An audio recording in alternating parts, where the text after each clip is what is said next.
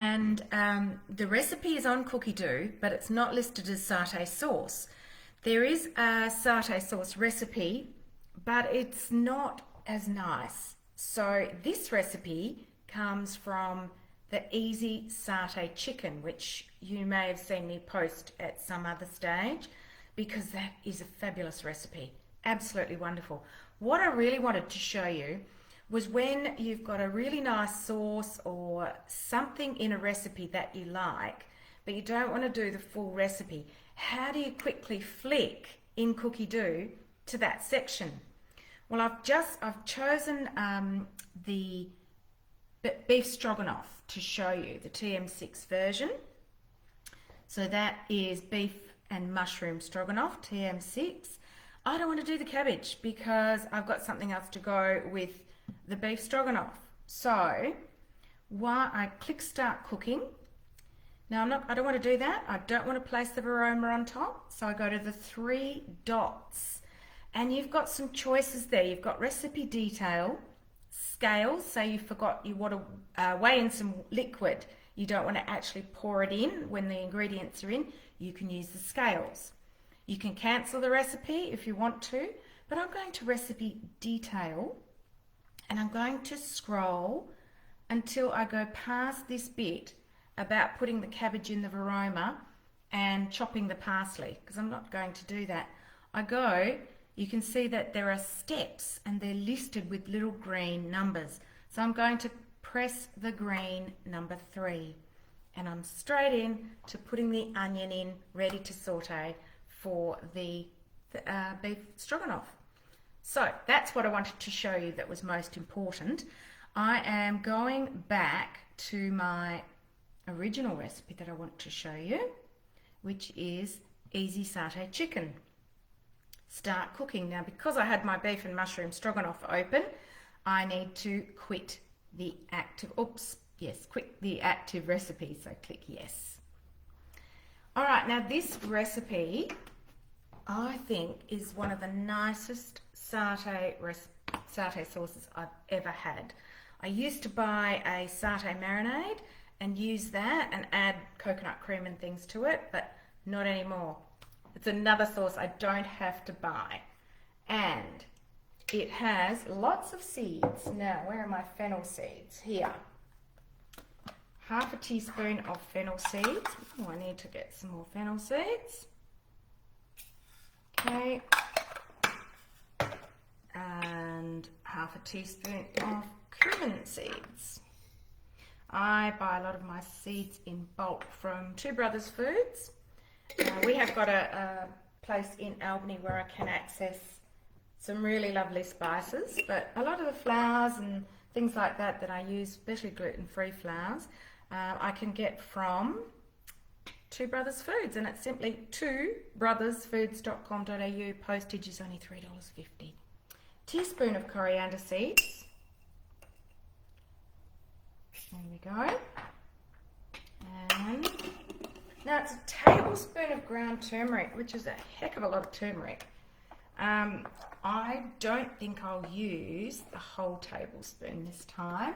It goes very yellow, and that's something I want to talk about is, oops, I've already dropped some in there, not much, is using turmeric, curry powders and things with turmeric in, is going to make the lid of your bowl beautiful green. Just embrace it. Don't put it out in the sun. There's lots of Facebook pages, groups where people ask, where is my MC? I'll use that one. Ask about, green lids. Put it out in the sun, or don't put it out in the sun. This is food grade plastic. You know what happens to plastic when it goes out in the sun a lot? It will degrade. You do not want to do that. Just live with it. I mean, if you use bleach, bleach it. But truly, it'll go away. Pop it in the dishwasher a few times. It's fine. Next, I've got the measuring cup.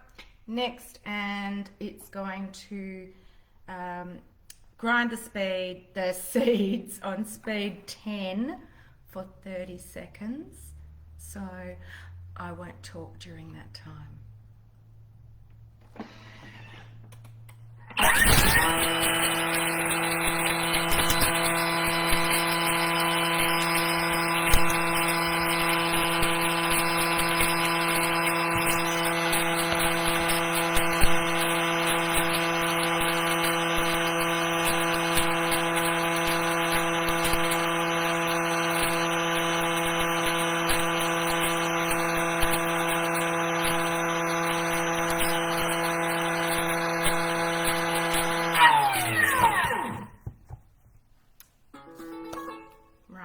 Done.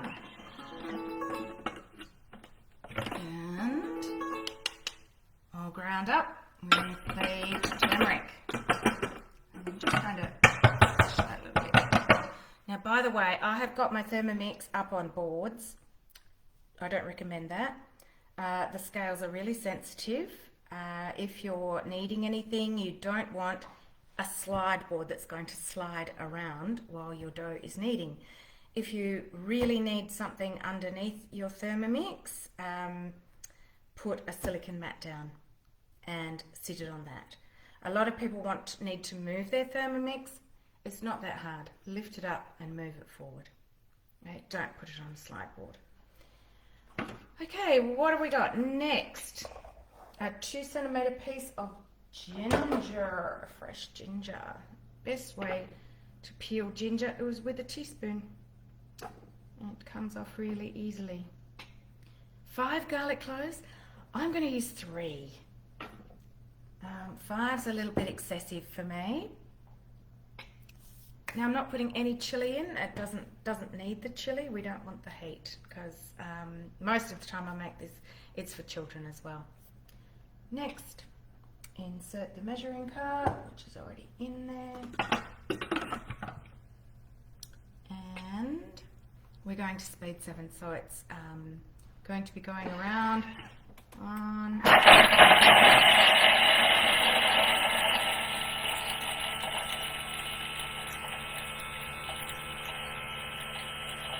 think I've got everything. Yep. There's quite a few ingredients in this recipe, but they're not hard to get. Things like tamarind paste, tamarind puree. It's in the aisle in Woolies in the Asian food section. It's not hard to get. Peanut butter, I make my own, and I didn't quite have enough. I just put it back in this jar so everyone knows it's peanut butter and they think it's bought peanut butter. So I just had to grind up some peanuts and throw them in. So easy. Okay. So we've got, it's really ground up, almost like a paste now. Next, scraping down. Not easy, it's a little bit higher than normal because it's up on the board. I put it up on the board, as I said, so you can actually see what's going on. Okay. 2 tablespoons of tamari. I just use gluten-free soy sauce. It's the same or similar.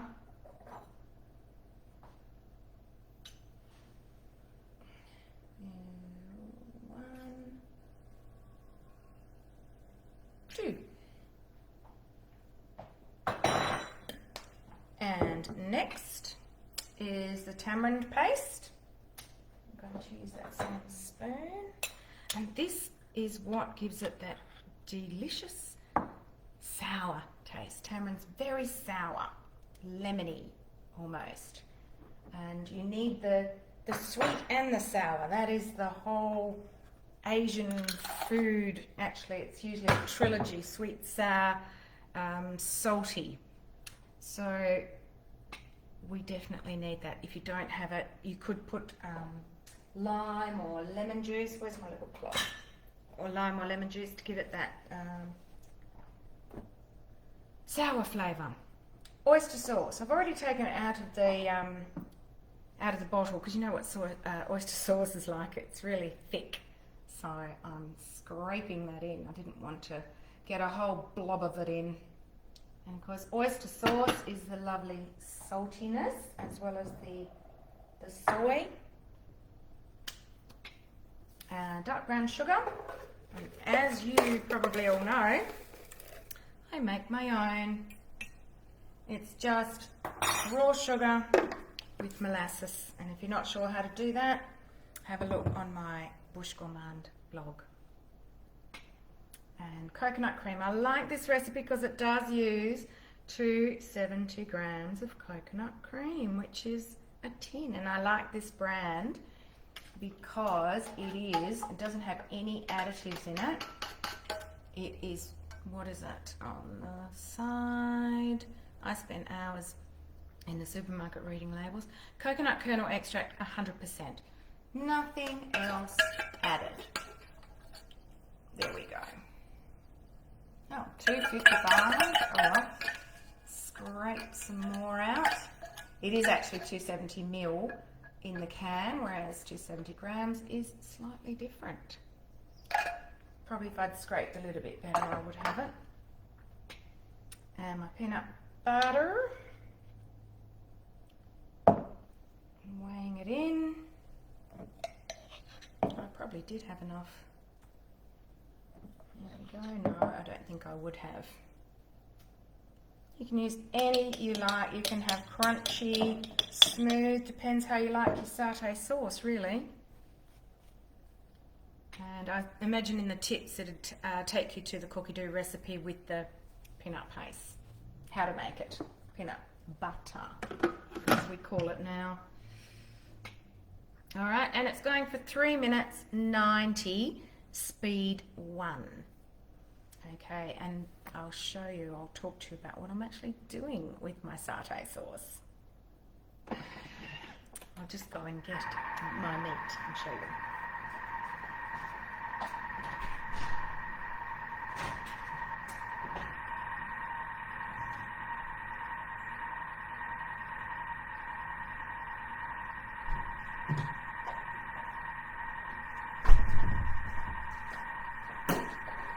So what I've done is I've cut up a lamb shoulder into really, really thin little pieces, very thin, and I've put my special satay seasoning on top. And if you'd like that recipe, please let me know. Just comment below this video because it is my very, very special one and it is fantastic. And there's a little secret in there that helps keep the meat tender and delicious, because lamb shoulder is full of sinew and fat. Really, I prefer to cut up a leg for my satays, but they only had shoulders today, so not boned legs, and I didn't want to have to go and bone a leg. So yes, a shoulder is great, roasted in the oven, the sinew breaks away, the fat renders down, but not so good if you're doing satays on a barbecue. So obviously I'm going to pop them on satay sticks, and they'll be barbecued, and we'll serve it with this delicious satay sauce, and hopefully everyone will enjoy it. I know the last time I made it, everybody enjoyed it. Got about a minute to go. What else did I want to tell you? I've told you about the lid.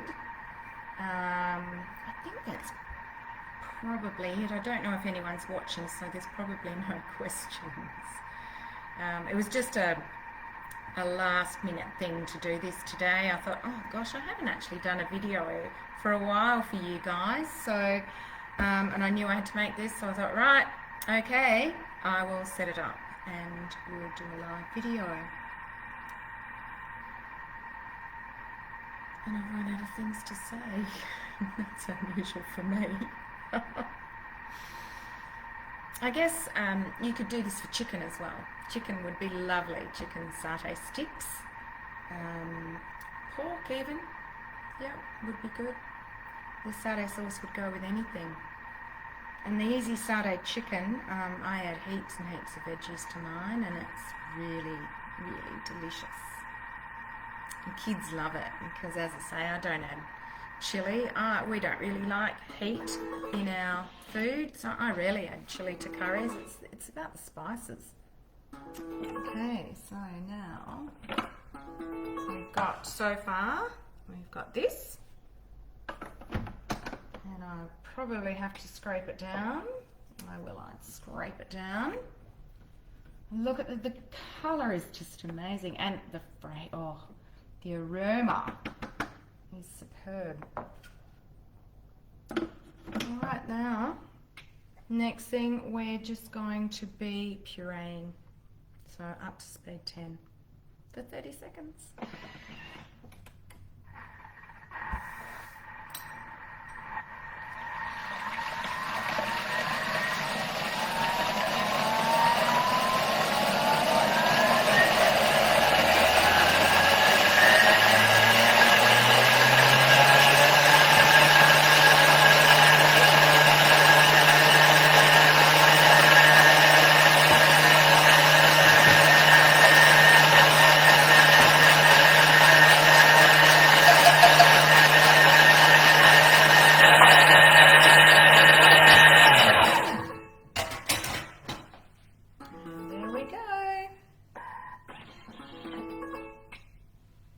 Transfer sauce to a thermal serving bowl while you go on with the rest of the recipe, which I'm not doing. So even with that, like probably 3/4 of a tablespoon of turmeric, it's still pretty yellow. The turmeric's really good for you. Yep. So there we are. We have that delicious, can you see that? Delicious satay sauce, and it thickens up quite a bit as it cools, but we'll be serving it warm anyway with the satays. So make sure when you look at a recipe, if there's a section that you really like, you can just go to that section and use that. If it's a sauce or I don't know, a gravy or a cream or an ice cream, quite a few recipes have bits in them. You quite often can't find a recipe for a certain thing, but it'll be in another recipe, so you can go straight to it. Okay, hopefully that's been helpful. All right, see you next time, guys.